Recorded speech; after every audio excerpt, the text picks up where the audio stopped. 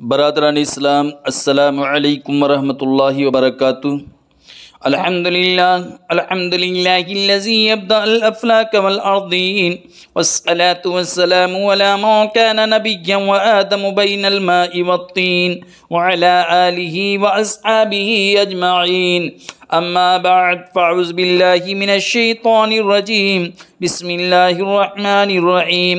وَمِمَّا رَزَقْنَاهُمْ يُنْفِقُونَ صدق اللہ العظیم وصدق رسولہ النبی الامین الکریم، ونحن ولا ذلك لمن الشاہدین والشاکرین والحمد للہ رب العالمین۔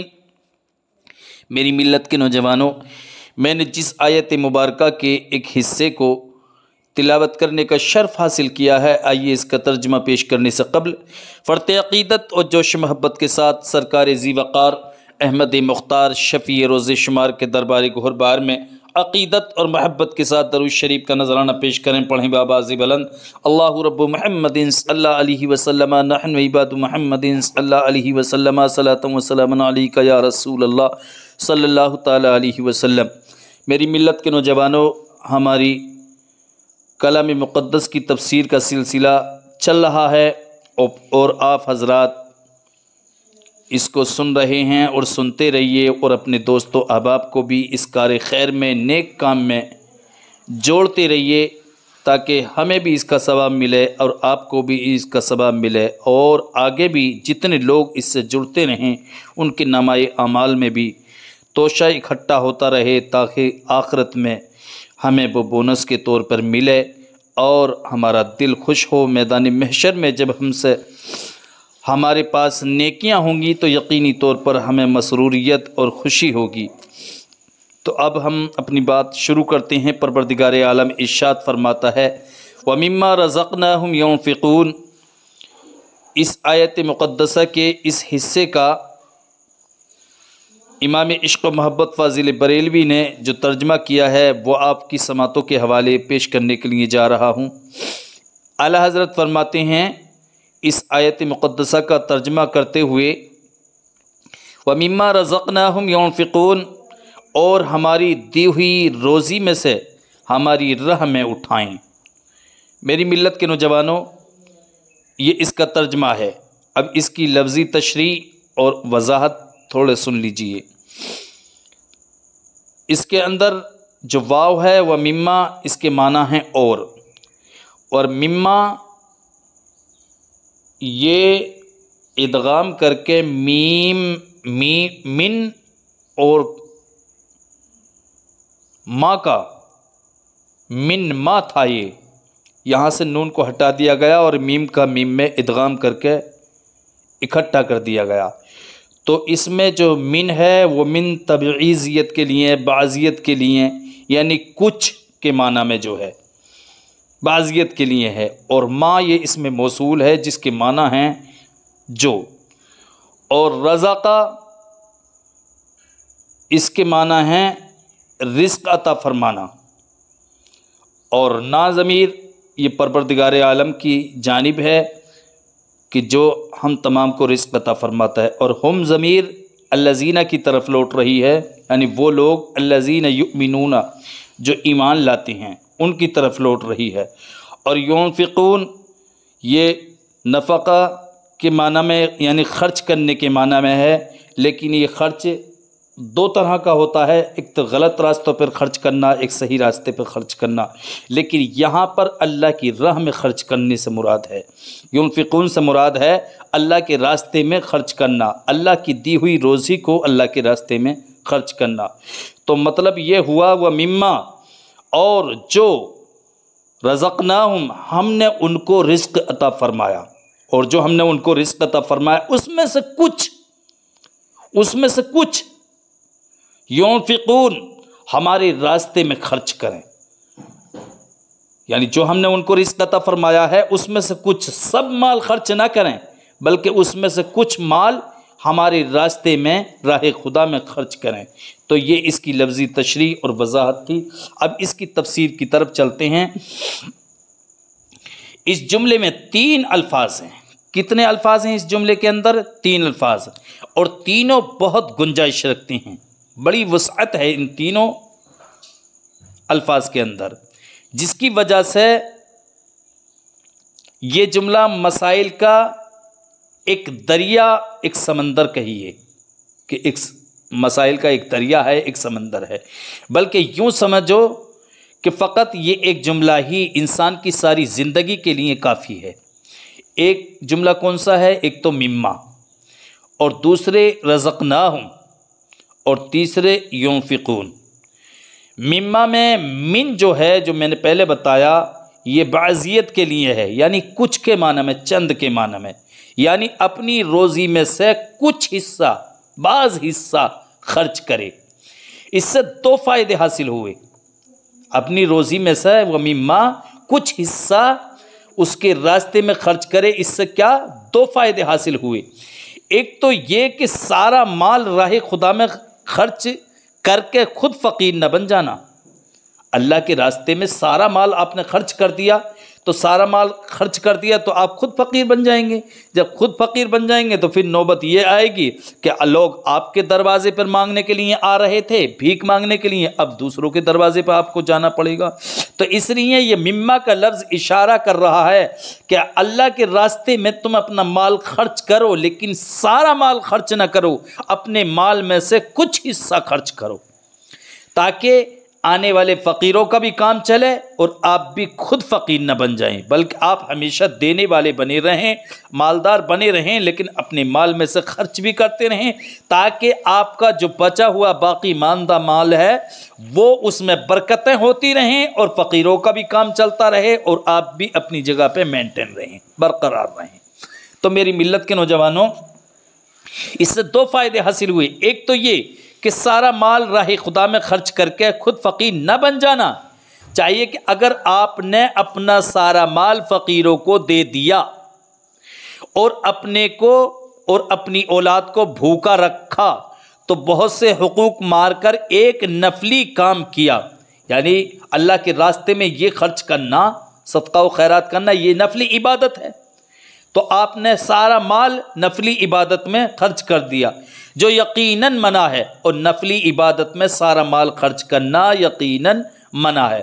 اور بعد میں بھیک مانگتے پھرے تو نفلی عبادت کر کے حرام میں پھنسے، یعنی بلا وجہ شرعی آپ بھیک مانگتے پھریں، یہ حرام ہے کسی کے آگے ہاتھ پھیلانا، کیونکہ بلا سخت ضرورت، جب تک سخت ضرورت نہ ہو، اور اپنے مال کو، سارے مال کو خرچ کر کے اور بھیک مانگنا یہ سخت ضرورت نہیں ہے، بلکہ اپنے مال میں سے کچھ حصہ اللہ کے راستے میں خرچ کرو، فقیروں کو دو اور حقوق مندوں کو دو، لیکن سارا مال نہ دو۔ تو فرماتے ہیں کہ بلا سخت ضرورت بھیک مانگنا حرام ہے، اسی لیے اس جگہ مما فرمایا گیا۔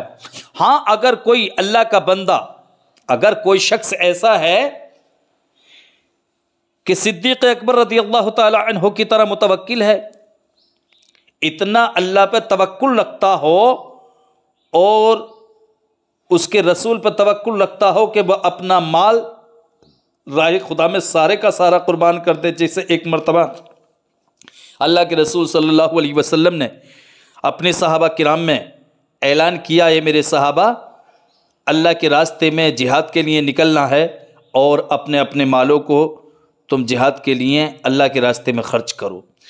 تو حضرت عمر رضی اللہ تعالی عنہ نے اپنا پورا مال اکٹھا کیا، اور اکٹھا کرنے کے بعد اپنے مال کو دو حصوں میں ڈیوائیڈ کیا، دو حصوں میں تقسیم کیا۔ ایک حصے کو اپنے گھر پہ چھوڑا اپنے بال بچوں کے خرچ کے لیے، اور آدھا مال اللہ کے رسول صلی اللہ علیہ وسلم کے دربار میں لے کر کے حاضر آئے، اور سوچ رہے تھے کہ آج میں حضرت ابوبکر ابن قحافہ سے، حضرت ابوبکر صدیق سے بھی آگے نکل جاؤں گا، سبقت لے جاؤں گا، یعنی میں اتنا مال لے کے جا رہا ہوں کہ اپنے پورے مال کو اکٹھا کر کے میں نے اس کو دو حصوں میں تقسیم کر دیا، ایک حصہ اپنے گھر والوں کے لیے رکھا اور ایک حصہ سرکار کی خدمت میں لے کے جا رہا ہوں۔ سوچ یہ رہے تھے کہ میں آج حضرت ابوبکر صدیق سے بھی مال خرچ کرنے میں سبقت لے جاؤں گا، آگے بڑھ جاؤں گا، لیکن اتنے میں حضرت عمر نے مال کو پیش کیا۔ تھوڑی دیر کے بعد حضرت ابوبکر ابن قحافہ رضی اللہ تعالی عنہ آئے، اور آنے کے بعد اللہ کے رسول کے دربار میں پیش کیا، تو میرے آقا نے فرمایا، پیش کیا اپنا مال، اور کتنا پیش کیا؟ حضرت ابوبکر صدیق کے گھر میں جتنا مال تھا XYZ سارا مال لے کر کے اللہ کے رسول کے دربار میں حاضر ہو گئے۔ میرے سرکار نے اس مال کو دیکھا اور دیکھنے کے بعد اس کو قبول فرمایا۔ میرے سرکار فرماتے ہیں اے ابوبکر گھر میں کیا چھوڑ کے آئے ہو؟ گھر میں کیا چھوڑ کے آئے ہو؟ کتنا مال چھوڑ کے آئے ہو؟ سب کا تم یہاں لے کے آ گئے۔ تو عرض کرتے ہیں یا رسول اللہ میں اپنے گھر اللہ اور اس کے رسول کو چھوڑ کے آیا ہوں، باقی سب لے کے آ گیا ہوں۔ سبحان اللہ، اللہ اور اس کے رسول کو چھوڑ کے آیا ہوں، یعنی اللہ اور اس کے رسول پر اتنا بھروسہ کہ میں سارا مال لے کے آ گیا ہوں، اللہ اور اس کے رسول ہی میرے لیے کافی ہیں۔ تو اگر کوئی شخص اتنا اس کو توکل ہو، اتنا اس کو بھروسہ ہو، اتنا اعتماد ہو، وہ اپنے ایمان میں اتنا مضبوط ہے حضرت ابوبکر صدیق کی طرح، تو اس کا حساب کچھ الگ ہی ہے۔ تو میری ملت کے نوجوانوں، ورنہ حقیقت یہ ہے، اللہ کا فرمان علی شان ہے کہ ہم نے جو تمہیں مال عطا کیا ہے اس میں سے سارا مال خرچ نہ کرو۔ حضرت ابوبکر صدیق نے خرچ کیا ہے، وہ پوری دنیا سے نبیوں کے بعد میں سب سے الگ تھلگ ہیں۔ ان کا حساب، ان کی سوچ، ان کی تھنکنگ سب سے الگ تھلگ ہے، ان کا بھروسہ الگ ہے، ان کا توکل الگ ہے۔ تو ان کو اس آیت مقدسہ میں نہ لے کر کے آئے کوئی اعتراض ان کی ذات پر ہرگز نہ کرے، کیونکہ اعتراض کرتے تو سرکار دو عالم صلی اللہ علیہ وسلم کرتے۔ سرکار نے صرف اتنا پوچھا تھا اے ابوبکر اپنے گھر پہ کیا چھوڑ کے آئے ہو، یہ نہیں کہا تھا کہ تم کیوں سارا مال لے کے آ گئے۔ تو حضرت ابوبکر صدیق نے جواب دیا تھا یا رسول اللہ باقی تو سب کچھ لے کے آ گیا ہوں، لیکن میرے گھر پر میرے رسول اور میرا خدا ہے اور مجھے وہ کافی ہے، میرے لیے وہ بہت ہے، میرے لیے سب کچھ ہے۔ تو میری ملت کے نوجوانوں، اس آیت مقدسہ کے اندر حضرت ابوبکر صدیق رضی اللہ تعالی عنہ کی ذات بابرکت کو لے کر کوئی شخص اعتراض نہ کرے۔ اور آیت مقدسہ کے اندر جو رب قدیر ارشاد فرماتا ہے کہ ہم نے جو کچھ مال تمہیں دیا ہے، جتنا مال تمہیں دیا ہے، اس میں سے سارا ہرگز خرچ نہ کرو، بلکہ کچھ ہمارے راستے میں خرچ کرو اور کچھ اپنے پاس تم بچا کے رکھو۔ تو میری ملت کے نوجوانوں، حضرت صدیق اکبر رضی اللہ تعالی عنہ تو پروانہ شمع مصطفیٰ تھے، ان سوختہ جانوں کے احکام ہی دوسرے ہیں، لہذا جو شخص اس آیت کو پیش کر کے ان پر اعتراض کرتا ہے وہ عاشقوں کے رمز سے ناواقف ہے۔ عاشق کیا ہوتے ہیں، عاشق و معشوق کے، محبوب اور محب کے درمیان کیا باتیں ہوتی ہیں، وہ شخص ان باتوں سے ناواقف ہے۔ ان کی ذات، اس آیت مقدسہ کو لے کر ان کی ذات پر بالکل اعتراض نہیں کرنا چاہیے۔ دوسرے اس طرف اشارہ ہو رہا ہے کہ ہمارے پاس عام طور پر دو قسم کے مال ہوتے ہیں۔ کتنے قسم کے مال ہوتے ہیں؟ دو قسم کے مال ہوتے ہیں، کچھ حرام مال ہوتا ہے اور کچھ حلال مال ہوتا ہے۔ راہ خدا میں وہ مال خرچ کرو جو نہایت طیب اور حلال ہو، کیونکہ حرام مال اس کی بارگاہ میں قبول نہیں ہوتا، اللہ کی بارگاہ میں حرام مال کی مقبولیت نہیں ہوتی۔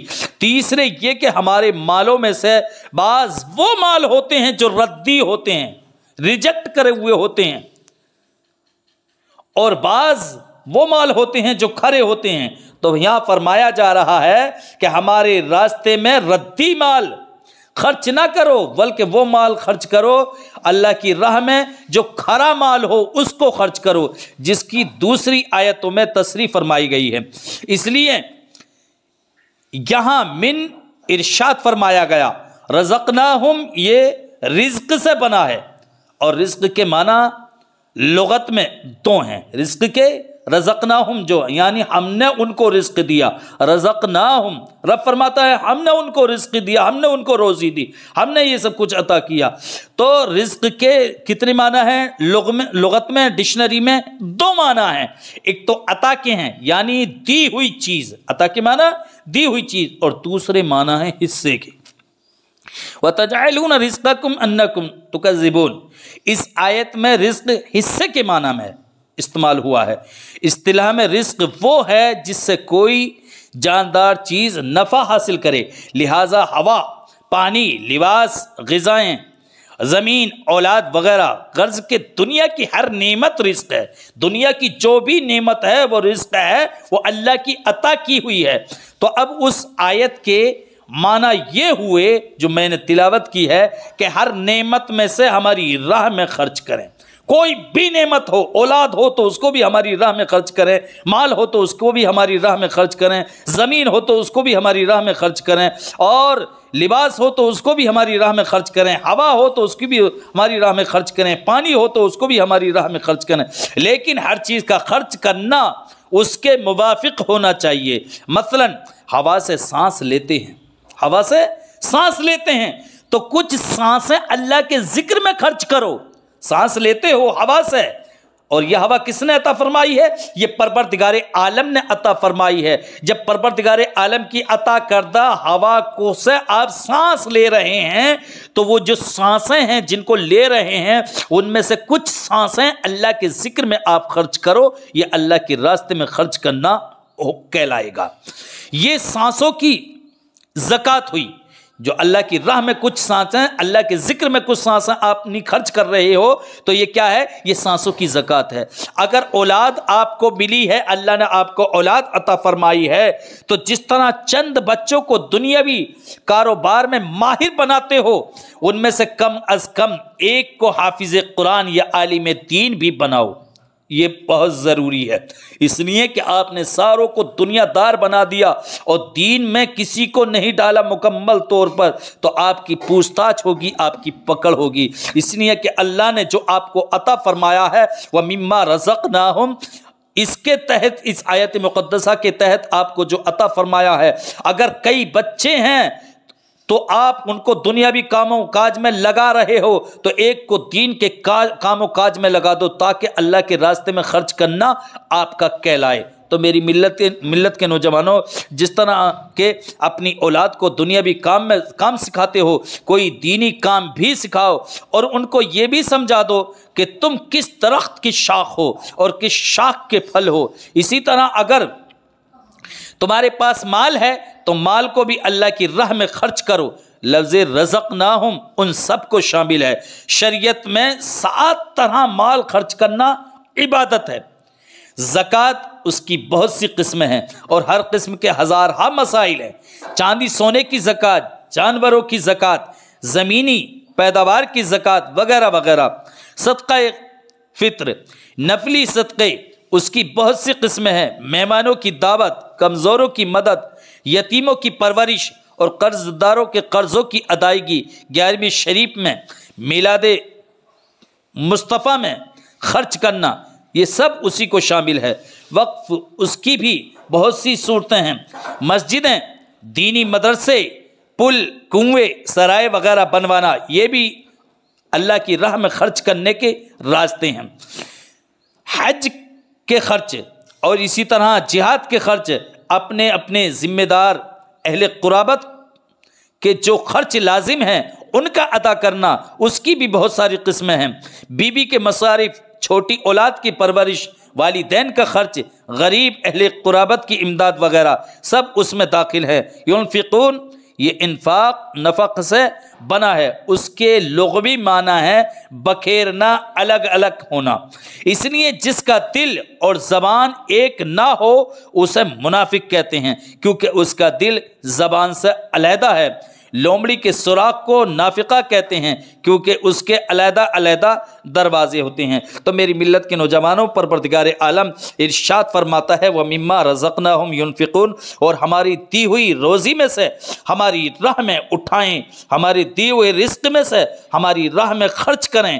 اور میری ملت کے نوجوانوں، یہ اس آیت مقدسہ کی تفسیر تھی اور اسی سے متعلق یہ باتیں تھیں۔ اللہ کی بارگاہ میں دعا ہے کہ پروردگارا ہمارے اس بیان کو تو اپنی بارگاہ میں قبول و مقبول فرما اور ہمارے لیے یہ بخشش و مغفرت کا ذریعہ بنا دے، آخرت کا توشہ بنا دے۔ استغفر اللہ ربی من کل ذنب و اتوب الیہ وما علینا الا البلاغ المبین۔ السلام علیکم۔